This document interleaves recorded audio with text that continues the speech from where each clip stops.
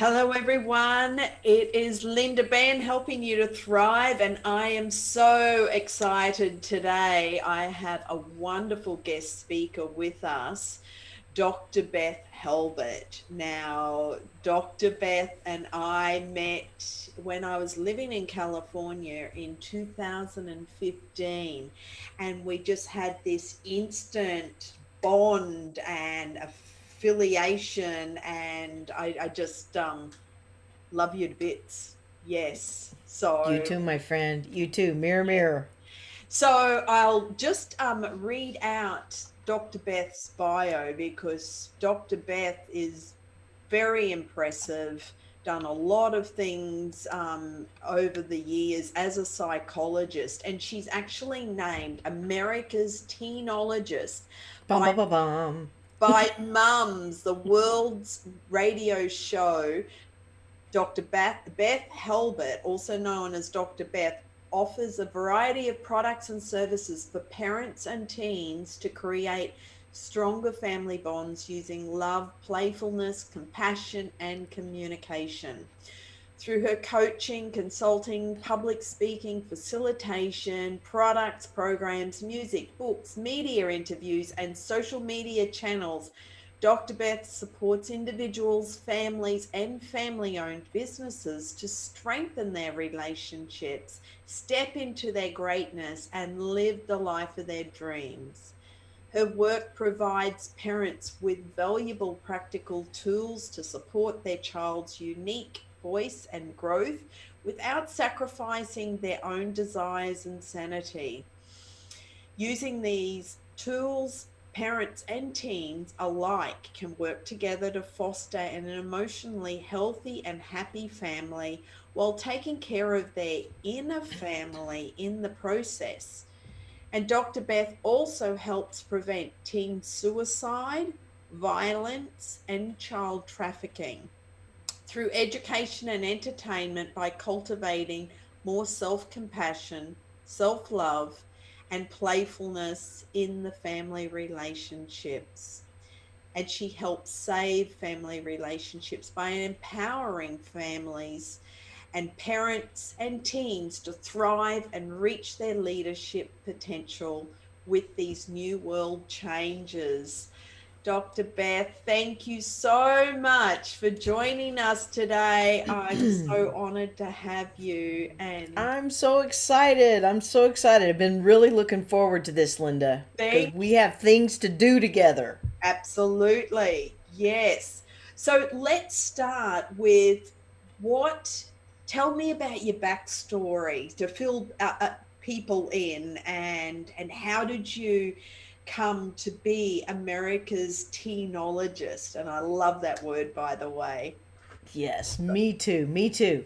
So, well, I, as you know, Linda, am one big teenager, and I was actually working with a business coach one time, and she said, "You know, you're running your business as a teenager."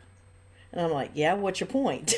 It's Yeah, like no the problem. more yeah, is there a problem with that? The more you spend, the more you make, right? Isn't that how it works? And so I had some pretty wild, out there, crazy ideas. And I grew up as a very, my mom and dad would probably disagree with this, but I was pretty like straight A student, leader of the basketball team, head of the volleyball team. So I had a lot of leadership ability, and was the youth choir director at my church, and took my all the kids on a summer trip, and I was the dancing singer, and took them through the musicians. And I'll tell you what, Linda, my life came to a crashing halt when I fell in love with a woman at age 14. Good. And my mom and dad, who were some of the most, cool parents. I'd had this completely idealistic, perfect childhood. My dad is a doctorate in child psychology and education. My mom has a master's in psychology. Like, they are brilliant working with kids. They've made all sorts of things in the world. and I'm half my mom and half my dad, but they wanted me to be safe, and they were scared to death when I said that I was in love with a woman, that my life would be over, Oh, and that I would be hurt, and that I would be judged, and I would be blah, blah, blah. So they ended up doing it all to me for the next 15 years, interesting. trying to protect me from the rest of the world. Right. And so that's when I had 11 years of analysis, 4 days a week, trying desperately to fix myself and get over this love that I had for this woman that I stayed in love with for 15 years, from 14 to 29. Wow. Yeah. And so those were some rough times. And then I got hit by a head on by a drunk driver in my late 20s, as I was on my way that night to prepare for my first $1,000 keynote gig. So I've always felt like I had something to do in the world. And I was working with a business coach one time, and I'm like, I've got things to do. I've got this passion, kind of like you, Linda. And this coach said to me, go fill yourself up. You are going to contaminate the world coming from that place. So for the next umpteen years, I did a lot of inner work, tons and tons and tons of inner work. You and I met at workshops because Yeah. we were workshop junkies, Right. and constantly learning and learning and learning and learning and learning. And so I've always had this inner teen energy. I love kids, and I didn't want any other children to go through what I went through. And I did come to a place where I wanted to kill myself. And one of the things that I know about, especially gay boys and trans children right now, is they have one of the highest suicide rates, Mm-hmm. because they're now the scapegoated um, part of society. And when I was in my doctoral program, I actually learned that the bisexual and the gay and the those kids are actually the spiritual kids, because they can hold the values, and we've gone through the hell, and so those are the kids that are ready for the leadership, and we can hold the love for everybody else. So just a tiny aside. But I have always been passionate about teenagers, and I act like a teenager, and I love defiance because I don't want kids to lose their voice. So I wrote this book, Embracing Defiance. It's a Mom's Choice Award winning book, and it's helping your child express their unique voice while keeping your sanity. Love it. So When that's how I got here. beautiful. When did you actually study psychology? So at age 8, I knew I was going to be a psychologist. If you would, I mean, I even with my mom, like, Mom, sit down, Dad, sit down. Did you hear what he said? Did you hear what she said? Yeah. I mean, literally, I was this like little junior psychologist, and I took every psychology course in high school I could get my hands on. I went straight into my undergrad at Baylor University, took all my psychology courses because I'm going to be a psychologist. Then I went straight into my master's program at Middle Tennessee State University, and then crash and burn. I was doing an internship, and I had a gentleman following me around. So I'm wet behind the ears, and I had a gentleman following me around say, "Hey, you got my slicker? You got my slicker?" I'm like, "What's a slicker, lady? You got my slicker? You got my slicker?" You know what a slicker is? No. It's like I didn't either. It's like a raincoat, and he was just dealing with what he was dealing with. But I was like, peace, I'm out. I got to get out of this. So I flipped out of my clinical studies, and I switched to industrial psychology. So I went to Vanderbilt University, and I got my master's in human resource development and studied adult education, much safer. And so then, right after I finished my master's, I was given a job into Saturn, the car company, before the car had even been built. So I have 25 years as an automotive business executive consultant, JD Powers and Associates, VW, Cadillac, and I taught the dealerships, I taught manufacturing, and I had over 70 courses, ropes courses. So I got all my education and all my training doing that. Then one time I said, I still feel like I need to be a psychologist. I still feel like Clinical that's a psychologist. clinical Yes. psychologist. And so I had a spiritual do phone call when I was at Unity Village doing one of my, workshops that I'm always doing. And while I was there, a friend called and said, "We have a job for you in California," and basically gave me everything but the kitchen sink.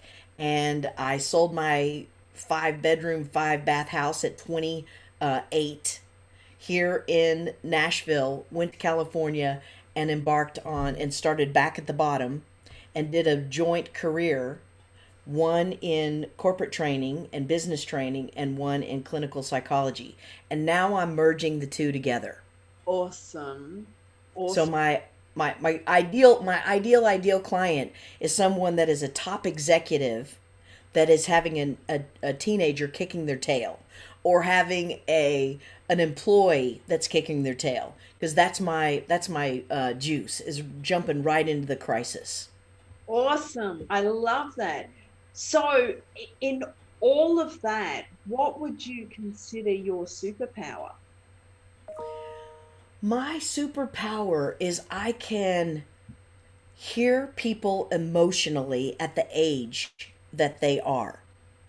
So I'll give you a quick example. I did a temporary 6 week at a City of Hope hospital. And when on my second day of the job, the oncologist said, "We have a young man, he's 14, his parents speak Spanish, and we need you to help us because half the staff says he has a right to die, and the other half of the staff said tie him down and give him the medicine, even though he's not going to last long, make him take the medicine to prolong his life." Mhm. And I said, "I got this." So those were the options: let him die or force him. So I walked in his room and I said, "Dude," I said, "you got this place turned inside out and upside down." And he just grinned at me. And I said, "So what's your plan? Are you going to take the medicine? Are you going to not take the medicine? Or are you going to fight everybody and then take the medicine?" He said, "I'm going to fight everybody and then I'm going to take the medicine." I said, "Well, alrighty then. Let me go tell them what's going on so they kind of have a game plan." He Yeah. said, "I'm a funny guy." I said, "I'm sure you are a funny guy." I said, "They're really, really scared." And within 5 minutes, they had the medicine in his arm. So they were trying to force him. He Yeah, was in his inner teenager. that's So right. I met him in his inner teen. Mm, And then I met his younger sister, mhm. who was like a super Poindexter, super 7 year old type, perfectionistic little, brilliant little child. And I said, and she was in her inner 3 year old. So I met her in her inner 3 year old. Then I met his older brother, who was in his 20s, and he was in his super 7 year old, trying to do the right thing for his little young 14-year old brother. So I know where people are emotionally. I meet them there. Beautiful. And this emotional inner family that I have identified, it applies in business, it applies in relationship with spouses, Mm, and it applies with parents and teenagers. So the parents turn into the know it all super 7 year old. I'll tell you what to do, when to do it, how to do it, where to do it. And the teens are like, "You in what army?" Or they go into their little 3 year old. And either way, the parent loses. yes. Interesting. Which is So, what, one last thing, which is what causes the kids to leave home yes. and then get picked up by trafficking within 1 hour of walking out the door. That's what a police officer said. In every place in the world, within 1 hour, when a kid has a backpack and they look pissed, Mm, they're looking for them, and they're like, "Oh, I know those mean parents. They're horrible. Come on, I'll get you some. I'll get you a McDonald's. Come on, let me get you some food." And then boom. so let's go down that track with child trafficking, because that is all coming to the surface right now. Right? And there's the sex trafficking, the child trafficking, the tunnels, Child slavery. Yeah. child slavery, the adrenochrome. I mean, and unfortunately, this has been going on for centuries, but it's all Yes. coming to the surface right now for everyone to look at the truth. Look Yes. at the truth of what has been, and people are going, "Oh my God," and all these powers of be who they've looked up to and idoled, are all part of it. Yes. And so Like the Jeffrey, Einstein, yes, Epstein, and Einstein. yeah, Yeah, Epstein. Jeffrey Epstein. yeah, Yes. Einstein, Yes. yeah, no, Epstein, yeah.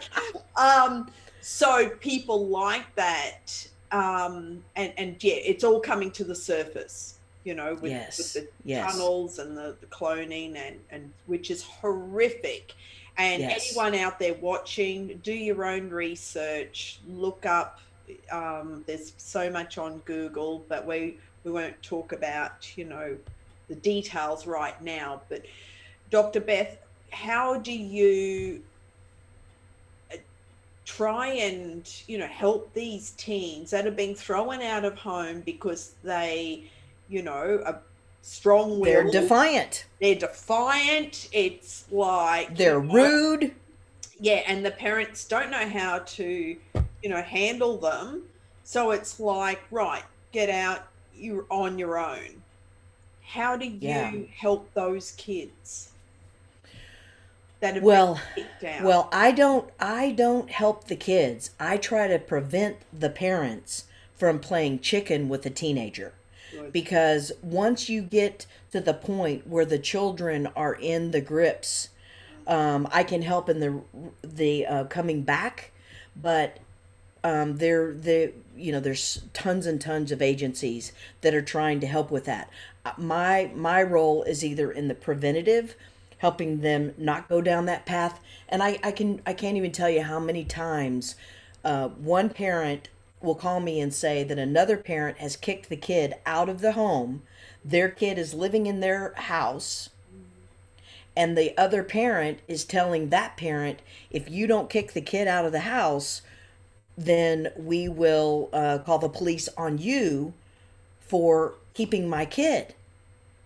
Oh, So wow. it gets So really deep and sad. bad. One week I had four families call the police with family violence.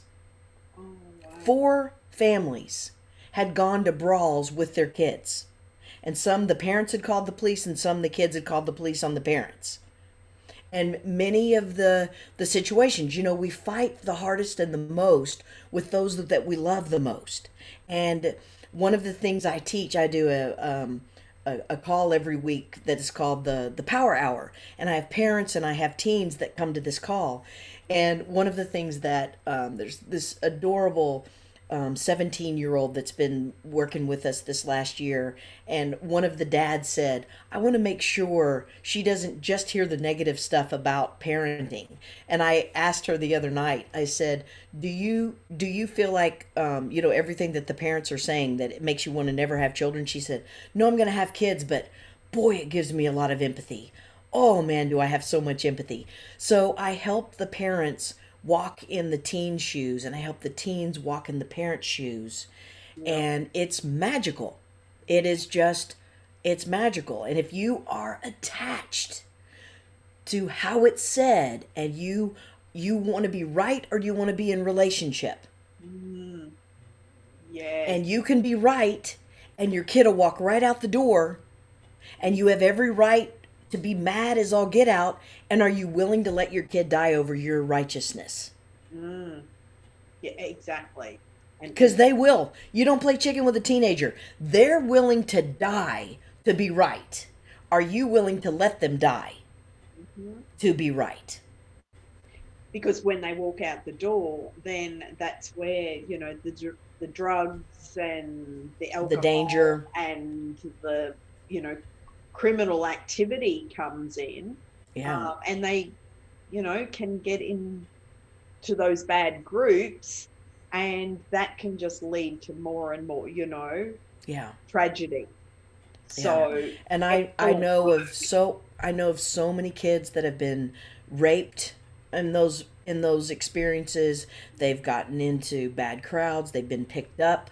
One of my really close friends, high um, uh, Profile. high profile, you know, high what is it? High.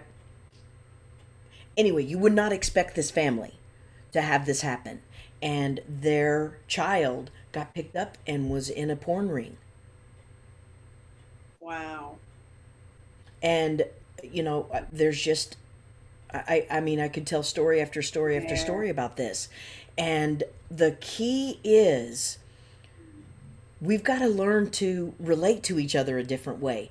And this way of controlling and my way or the highway, I've got a couple of people that work with me that are in the military, and their mentality is somebody tells you to jump, you say how high. They do that with their kids, and their kids shoot them the bird. That's right. Yeah, And exactly. so what do you do? And And I've had parents that have taken their cell phone, their food, the door off their closet, their bed, and the kids sit in the middle of their floor and they say, "I don't care. yeah, I don't care." that's right. Now what are you going to do? Yes. And really, and the work that you are doing is so crucial in exact today, because there is the right and the wrong, the good, the bad. We live in a dual reality, and it's really coming back to having, self-compassion for yourself, and First. also then for others, and really, and that self-love, self-compassion, self-forgiveness. And it's not about, trying to be right or being the perfect parent, or, it's really about accepting. And And it's not even about protecting your child. It's teaching your child to protect themselves, because I will put my money on any kid to get around your technological blocks. mhm. I had two 6 year olds that were hiding under the covers, looking at porn sites, 5 and 6. Wow. They knew how to get a parent's phone and get to the porn sites. I have had kids like, so it's not enough to try to control them. We've got to be able to talk with them. And Yes. I've had two different families where I've walked into the middle of the crisis. The kid has a knife. I go right in between them. I have the kid with the knife behind my back. Not worried about the kid stabbing me in the back. I know they're not going to do it. They're just trying to be heard. And so I turn and I'm talking to the parent, and the parent's still yammering. Yammer, yammer, yammer, yammer, yammer, telling him, telling him, telling him, telling him, telling. And the kid is like, "You're not going to tell me." So I say, "Hold on a minute." Tell the child, I say, "Just a second, let me talk for you. Hold on just a second." And then I say, "What are you hearing your child say?" And the parents are so terrified that they're trying to keep their child safe, but they end up hurting the child by trying to keep them safe. It's like they walk right into the fear. When you drive a motorcycle, you don't look at the wall because you hit the wall. That's right. Yes. Yes. And so what happened in that situation with the Um, child with the knife in his neck? I finally got the mom to stop doing what they did. The kid put the knife down. We worked out a game plan, both Awesome. situations. Beautiful. Awesome. Yeah. And yeah, you've got lots and lots of different stories. One other interesting story. I completely and totally believe in the kid, and I trust that the parents love them, have loved them, and have filled them up. And I know deep, deep, deep inside the child knows everything that the parents told him, usually by about 9. So I'll say to a 12 or 13-year-old, I'll say, "Do you think there's anything that your mom and dad have not told you that they need to tell you at this point?" And they'll think for a minute and they'll say, "Well, I do want to know how to make spaghetti that grandmother, and I'm not sure how to do do the dishwasher yet or the washing machine yet, or I'm not sure about how to keep book, I'm not sure how to get to the bank. But other than that, yeah, no, I got it. Yeah. Of course they don't. Of course they don't. But they do know to brush their teeth, do their homework. And I've had, I don't know, hundreds of kids that the parents have come to me. The kids do their homework and then don't turn them in. They do their homework and then don't turn it in. And why is that? Because they want to learn, but they don't want to jump through some stupid hoop. That's a stupid hoop. Yeah. I want to make sure I can do it. Yeah, I can do it. Okay, now I'll throw it away. Right. So they do that on purpose just to prove a point. Especially the next world leader kids. Yes, the next world leader kids. The compliant kids, those are the children that I'm more worried about. And why is that? Because if I still have my voice, I can help you find your own inner voice. I can help you find your way. If you are a compliant doormat, you're just waiting to be told what to do, and you'll follow the drug dealer, you'll follow the boyfriend, you'll follow the boss, you'll do whatever's done. You're just a little compliant doormat, codependent, Yes. good doobie. Little puppet. Know anyone like that, Linda? Right? We went through that. Yeah. And I don't want the kids to lose their voice. I had to go back and find my voice as an adult. I was afraid to say something because it might hurt somebody's feelings. And this is what led you into really specifically focusing on teenagers. Yes. And helping them to find their voice and to be heard. Yeah, when I did my dissertation, I did my dissertation on 0 to 3, secure attachment, and it's a 4-year course on teaching this to parents before the child is born. So it's when they're pregnant, year 1, year 2, year 3, and it's a whole course. Wow. Guess what?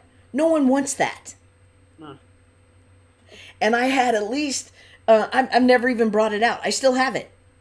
But if I had at least 15 people say, if you ever start dealing with teenagers, you let me know. If you ever start dealing with teenagers, let me know. I'm like, okay, got it, God. So I started dealing with teenagers, and what I realized was I was catching the kids before they got pregnant. Good. And before before going down all those other roads. Yes. Good. And it also helps the parent and the teen individuate together.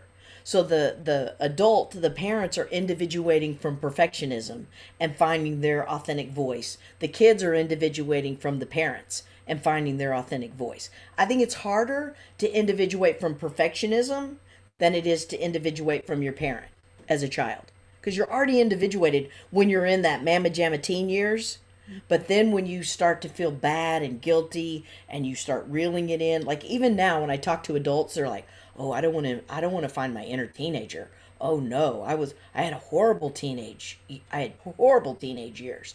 And I'm like, even with a child that is, sells drugs, they're an entrepreneur. They're a leader. They're learning money. I literally had a guy who was the head of the mob in Pleasanton at 19, and he wanted out. And he came to my office one time, and he was all bloody and sweaty, and somebody had pulled him out of the car. And he said, I just got attacked, and da-da-da-da, and his phone rang. And he starts saying, you MF. And I'm like, do you want to work with me, or do you want to talk with him? And he's like, if I hang up, he'll think I'm a P. And I'm like, okay, well, just tell him you're with your psychologist. He said, I'm with my psychologist right now. I've got to go. And so he hangs up. Anyway, long story short, at the end of the call, that guy who's the 19-year-old head of the mob, he was now, and that wanted out of the mob, I said, you're the leader. You can lead all the kids out. That's right. And show them the light. And show them there's another way of living, and come back. Yeah, so he tells the guy, he says, dude, you hurt my feelings. And the other guy said, you hurt my feelings. I'm sorry, man. I'm sorry, man. Wow. True story. True story. Within an hour. Beautiful, beautiful outcome. And so he led that whole group to a better way of being, new lifestyle. Well, he got what he needed from me, and he was in that space. I never got all the way to the end of, what happens next, but Mhm. in that 1 hour, he got back to that space. So over time, it's still tough. It's like you're still dealing with all your wounds and with all your stuff that you grew up with, and he had a lot of things that he was having to undo, which was why he went into trafficking, which is why he got into the mob. Right. So now we hear about childhood, trauma, and a lot of kids that have experienced abuse and trauma, and they're still living, in these very Mm-hmm. toxic family dynamics. How Mm-hmm. would you help those kids who have been, witness to domestic violence, or actually being abused with Well, physical abuse I'll give and you, emotional I'll give, abuse? And I'll give you two quick stories. One, I had a little guy whose mom just left him with his dad, and I worked with him and helped him find his light and understand his feelings. And one time he said to me, Dr. Beth, did you know you can have loving feelings and hating feelings at the exact same time? Of course, I've been telling him this over the last year. And I said, I know, right? But it makes you feel crazy. And his little baby eyes got so big, he's like, right. It makes you feel crazy to love your mom and hate your mom. So, one of the main things that I do with the kids is validate their emotions. I had another child that had been passed through foster families, and I only was able to work with her because it was my pre-doc. I was only able to work with her for a short time, and she didn't want me to leave. So on the last time that I met with her, she got up on my desk, stomped her feet, threw all my stuff, peed on my desk, said, I hate you. I hate you. I hate you. I said, I know. It hurts so bad. She said, please don't leave me. Please don't leave me. wow. So Yeah. when we can hold their rage, when we can hold the most disgusting, despicable, and I could tell you, you know, crazy, crazy stories of this, but it's in being able to hold the rage that then they can find their own insight.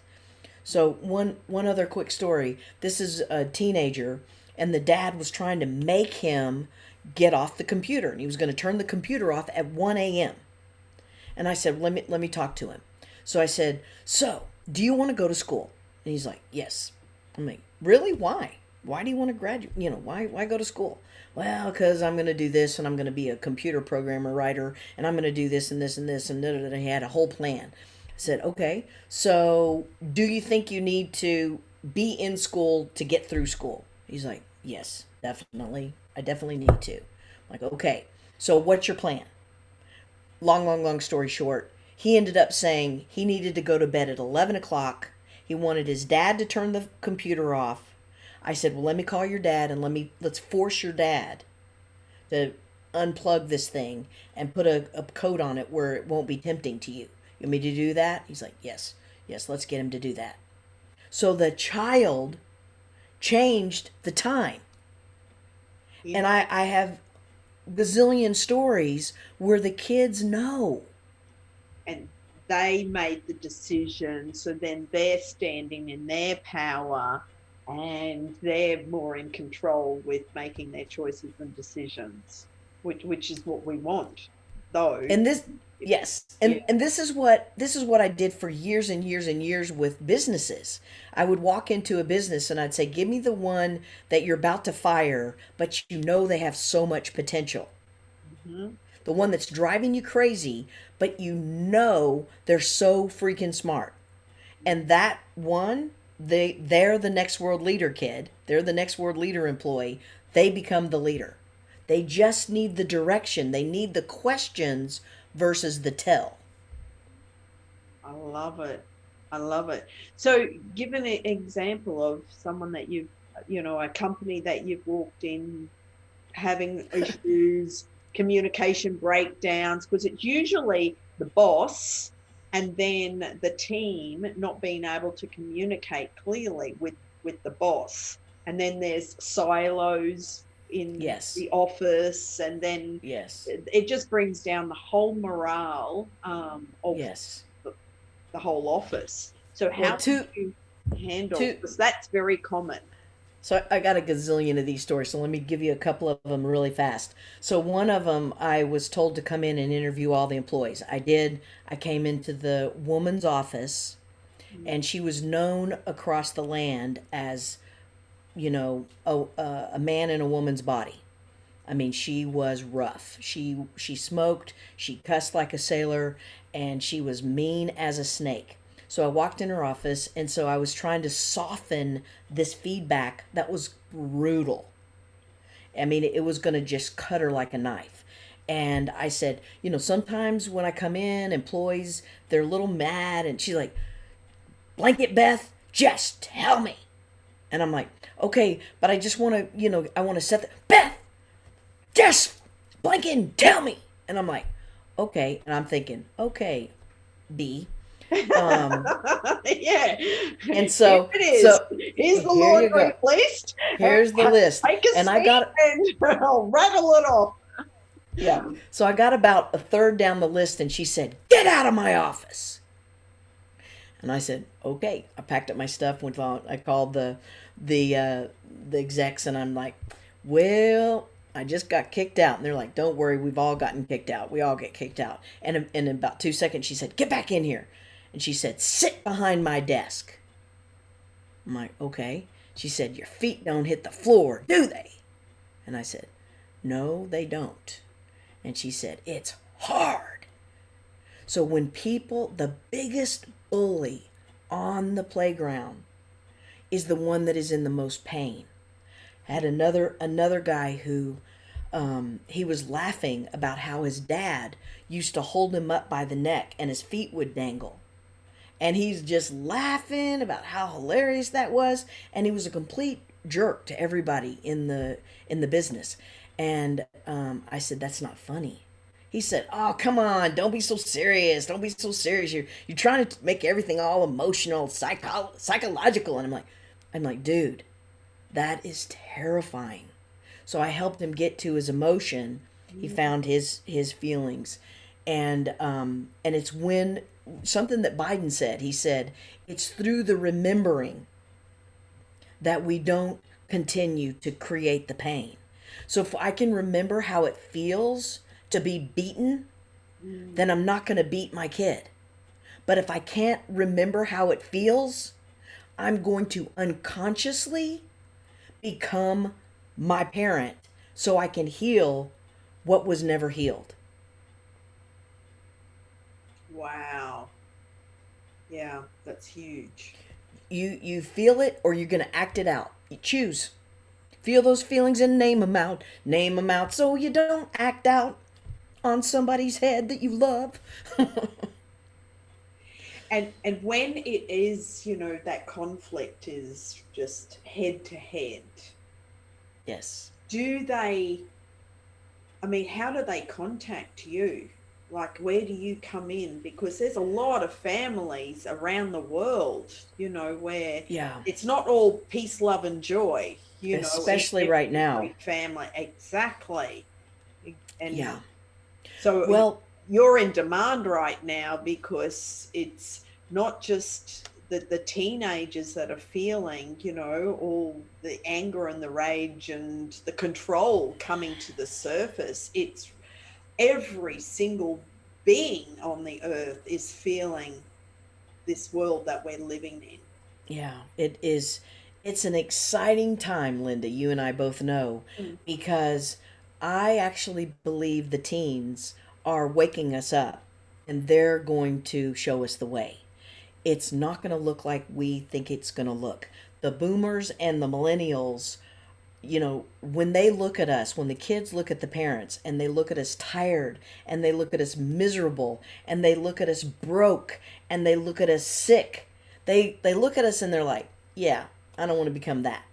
Yes. Yes. So even if it's wrong, I'm going to do the opposite and it's not going to look pretty. And you may, as a parent, know that same feeling. Like, I'm going to do exactly the opposite of my mom. And then you find out, you just hear her message come right out of your mouth, and you're like, oh my God, I've turned into my mom. And we will, because that is a part of our DNA until it's healed. Mm.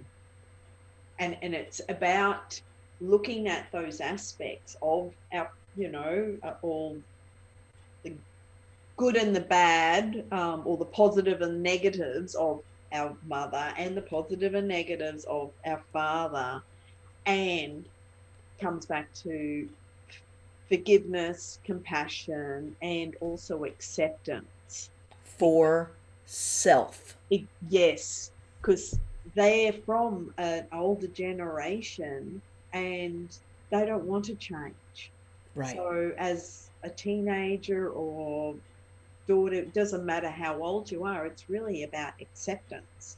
Yeah. That's where they're And at. we project all of our pain Mm. on. If it's a mom, usually gets projected on the daughter. If it's a dad, it usually gets projected on the son. And a lot of times men are like, well, I don't know why you can't get along with her, I can get along with her. Same thing for moms. Well, I don't know why you can't get along with him, I can get along with him. Fine, we do fine. And it's because the child is individuating from the dad. It's easier to individuate from the mom because I'm not a mom, and it's easier to individuate from a dad because I'm not male. Mm-hmm. Yes. So it is a challenging experience to be willing to be wrong about everything in order to have it all. If you're willing to be wrong about the F word, and you're willing to be wrong about rolling eyes, and you're willing to be wrong about, it has to look this way, you might just find your child is one of the next world leader kids. That's right. Yes. So it really comes down to surrender, for the parents to just surrender to what is and just really come from their heart with Yeah. love Yes. and passion, and be able to speak to their child on the same wavelength. And From curiosity yes, instead of from curiosity instead of from tell. and or judgment or Mm-hmm. perfection, or wanting them to be, to change. It's like Yeah. we cannot change another human being. Right. Right. And Linda, as you and I both know, as we've done our journey, Mm. and we're about as stubborn as they come. As our own inner battle, which has given us so many gifts and given us so much love for people that are in the battle, Yes. that we can hold them in their hate, we can hold them in their pain, we can hold them in their wounds. And it's not just a matter of surrendering and giving up on your kid, it's a matter of trusting they also have their own inner divine source. Yes. They also have their own inner guidance. Yes. And our job is to hold the rails up, stay in relationship, be able to stay in the questions with them, and be curious. Like, I've already gotten my job, I've already gotten my house, I've already gotten my relationship. I wonder what you're going to do with your life. And oh, by the way, if you choose not to go to school, where are you going to live? I don't know. Where are you going to live? I trust you'll be fine, but what's your plan? Yeah. And be non-attached to Yeah. the Easier outcome. said than done, right? Yes, yes. Though every single soul on the planet has free will and choice. Yes. Yes. and And it's really respecting, okay, that's your choice. But you get to get your impact without me paying for your behavior. consequences. Yes, you get to experience the consequence without told you so. I'm gonna pay for it, but man, I'm gonna give you hell for I'll get you out, but I'm gonna ride you for the rest of your life for doing that for you. Instead of, okay, well, what's your plan? I don't want to take this experience from you because your soul obviously felt like you needed to have this. Yeah. So I'm here, babe. I love you. I love you. I love you. I love you. What's the plan? What do you want to do next? Beautiful. I love it. I love it.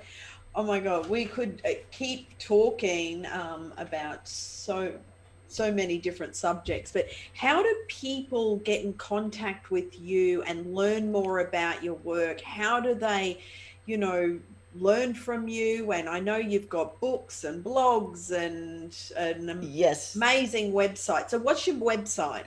So my website is drbeth.com, drbeth.com.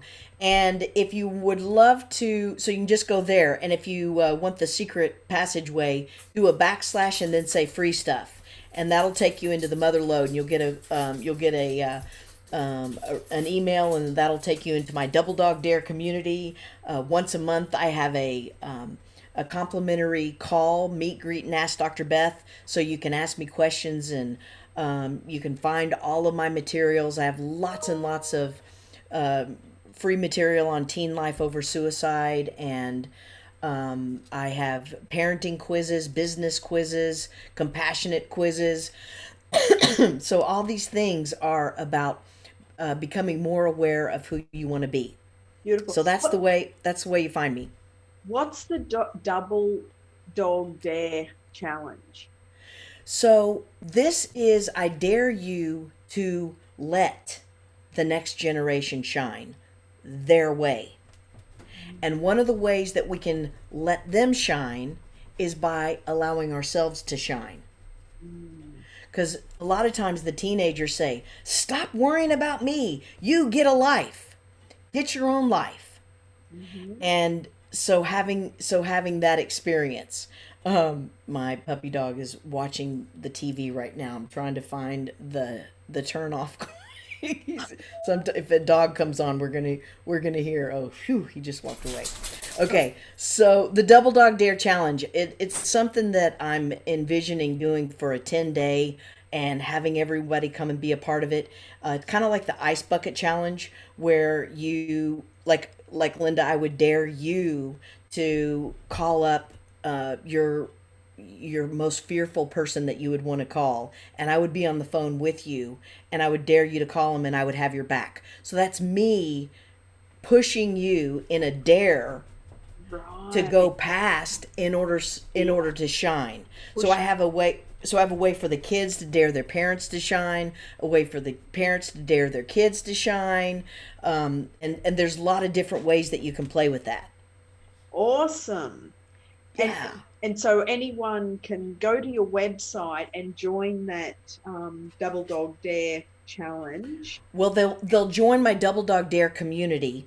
Right. And then from the community, I'll be launching different challenges. I'll be launching different calls. I've got a call that's going to be coming up here shortly that's going to be on Wednesdays. That's Be Proud, LGBTQ. And I'll be bringing on guest speakers. So if you're someone that has made it through and you're super successful, if you would let me interview you, I would love for the parents to get to hear people that are successful so that they don't fear their child having a horrible life if they say, I'm in love with the same sex, or I'm not doing life the straight and narrow pathway. Traditional way. Yeah. Of what society. Yeah, and then I'm doing one other group, and both of these are complimentary groups.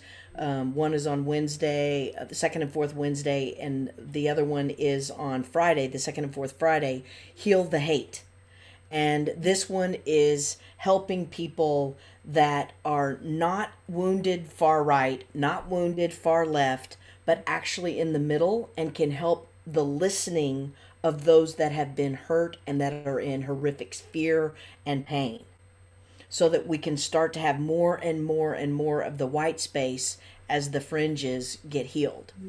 Beautiful. And what that does is really just lifts up the love and the Yes. vibration and the energy, and just creates, peace, love, and joy on the planet, which is all what I'm working towards. Hello, hello, exactly. Yeah, That's why we love each other so much. yes, We are two peas in a pod doing the same thing, getting there in the same way. yes. I love it. I love it. Thank you so much, Dr. Beth. So drbeth.com, that's where you can find more information, find out about her groups, her blogs, her interviews, her, Get a free copy of my book. My yes, Mom's Choice Award-winning book is there. and There's a lot of really fun stuff. Backslash free stuff. awesome. Thank you so much for your time today. Thank you for Linda, thank you for what you do, and thank you for letting me shine. See, this would be an example of the Double Dog Dare Challenge. beautiful. You have given me the dare to show up, be my greatness, and you lifted me up. So now I'd love to be able to do the same thing for you. I love it. I love it. And I love your love hat too. Got your Yes. bling happening. Yeah. So great to connect with you. Thank you so much. And I look forward to talking to you again very soon. Okay. I'm sure. And we have a book coming out together, Linda. We're in the Yes, same book, exactly. So Empowered Self-Care. And you have a chapter and I have a chapter, and that's launching what in just coming up February shortly. the 9th, 2021. That's coming out, and we'll be posting more about the launch and where you can get your copy for 24 hours. It's $1 US to get this book. So Yeah, that's going to be a jewel. That's going to be a yes, jewel of a book. There's some massive, powerful people that are in that book with us. It's super fun. and empowered self-care for a better world, and especially what we're experiencing in the world right now. This book is just so timely. So there's a little plug to, get your copy on February the 9th in whatever Get, country you're in, for $1. stay connected. $1. $1. $1. Yes. So, Thank you, okay. Linda, so much. Lots of love, my friend. Thank Lots and you. lots and lots of love. Thanks. Bye for now. Bye.